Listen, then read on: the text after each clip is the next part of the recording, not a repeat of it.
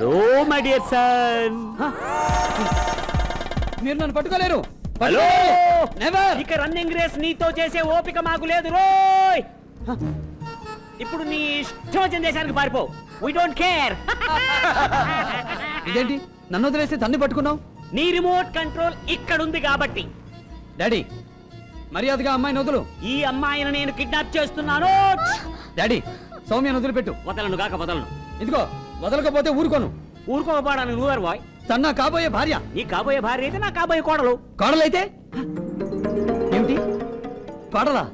అవునబ్బాయి గారు, అమ్మాయి గారి గురించి మొత్తం డీటెయిల్స్ అని నాన్నగారికి చెప్పేశాను. ఇది కొత్త నాటకమా? డియర్ సన్, నిజంగా నీ సెలక్షన్ సూపర్ బ్రా. ఈ కోడలి పిల్ల నాకు చాలా నచ్చింది. Promise? Double promise. Okay, thank you dad, thank you very much. By the by, మీ తాతయ్య చెప్పిన సుబ్బారావు నేనేనమ్మా. నువ్వు ఈ దేశానికి వచ్చినప్పుడు పరిచయం కావాల్సిన వాడిని వెళ్ళేటప్పుడు పరిచయం అవుతున్నాను. అందుకు నేను మీకు థ్యాంక్స్ చెప్పాలి సుబ్బారావు గారు. మీ పుణ్యవాణి సౌమ్య నాకు దగ్గరైంది. సార్ సార్ సార్, అటు చూడండి.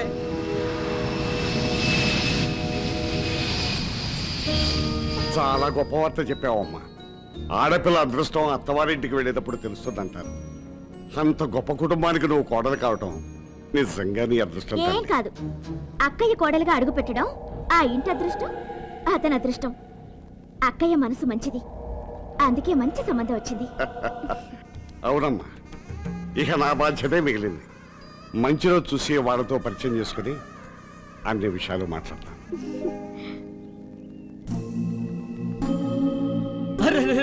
రండి బాబు గారు, నమస్కారం. నమస్కారం. కూర్చోండి. ఏం తీసుకుంటారు? కాఫీ, టీ, మజ్జిగ? 2 కప్పుల పురుగులు మంది ఇప్పించండి, పుచ్చుకుంటాం. బావగారు ఏంటో తమాషాగా మాట్లాడుతున్నారు. మా ఫేస్ కి ఎంటర్టైన్మెంట్ ఒకటే తక్కువ. ఏంటండి ఇది? ఇది తెలీదా? Sofa daddy. నువ్వుండు. మా అమ్మాయిని చేసుకుంటామని మాకు మాట ఇచ్చి మేము టిఫిన్లు ఇచ్చి ఎంటీ ప్లేట్లు పుచ్చుకున్నాక ఇంటికెళ్ళి ఉత్తరం రాస్తామని చెప్పి మాకు ఇలా ఆమోదం రాస్తారా? రీసెంట్ గా మా అమ్మాయికి ఎన్నో మ్యాచ్ ఫిక్సింగ్లు వచ్చినా కాదన్నాను. పై మీతో మ్యాచ్ ఫిక్సింగ్ అయింది కాబట్టి మీ వాడు ఇంకో దాంతో అక్రమ సంబంధం పెట్టుకుని ఇప్పుడు నా కూతుని కాదంటే ఎలా? క్షమించండి, నేను మీకు మాట ఇచ్చాను, మా వాడేమో ఆ పిల్లకి మనసిచ్చాడు. అందుకని మీరు మాకు హ్యాండ్ ఇస్తారా? బావగారు మాట అనుకున్నాం గానీ తాంబూలాలు పుచ్చుకోలేదు కదండి. తాంబూలాలు, పాన్ పరాకులు, మాణిక్ చంద్రుని ఇలా సైడ్ అయిపోకండి. పసి బిడ్డ నిన్నగాక మొన్నండి టీవీలో అజయ్ జడేజాని చూసి నాన్న నాకు ఆ కుర్రాడు నచ్చాడు అంటే నేనెప్పుడన్నా డాడీ అన్నావు, మర్చిపోయావులే. తప్పమ్మా, నువ్వు ఆల్రెడీ ఎస్వీఆర్ కోడలు అయిపోయావు అని కంట్రోల్ చేశా. పై నేను మీకు ఇచ్చిన మాట మీద నిలబడ్డాను కాబట్టి. రైటే, కానీ మా వాడు కోరుకున్న పిల్లనిచ్చి పెళ్లి చేయడం తండ్రిగా నా బాధ్యత కదండి.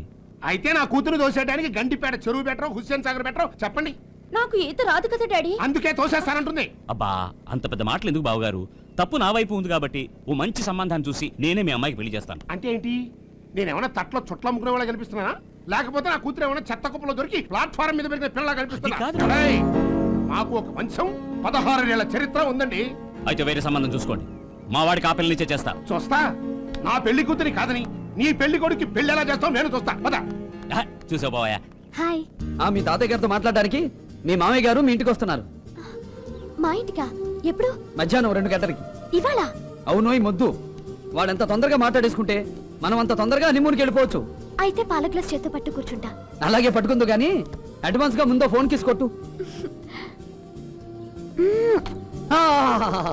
తాతయ్య, తాతయ్య, ఏమిటమ్మా?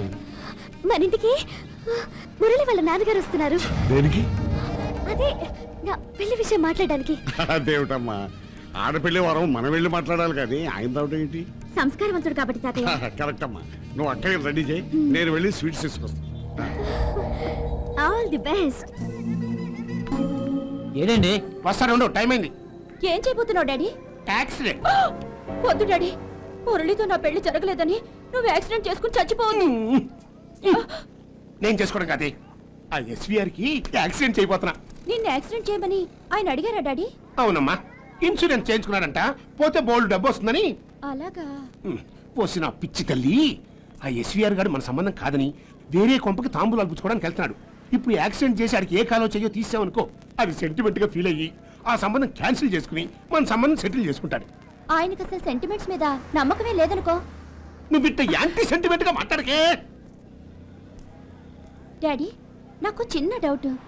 యావజ్జీవ కారాగార శిక్ష అంటే ఎన్నేళ్ళు? చచ్చేదాకా జైలే. అవును, ఇప్పుడు నీకు ఆ డౌట్ ఎందుకు వచ్చింది?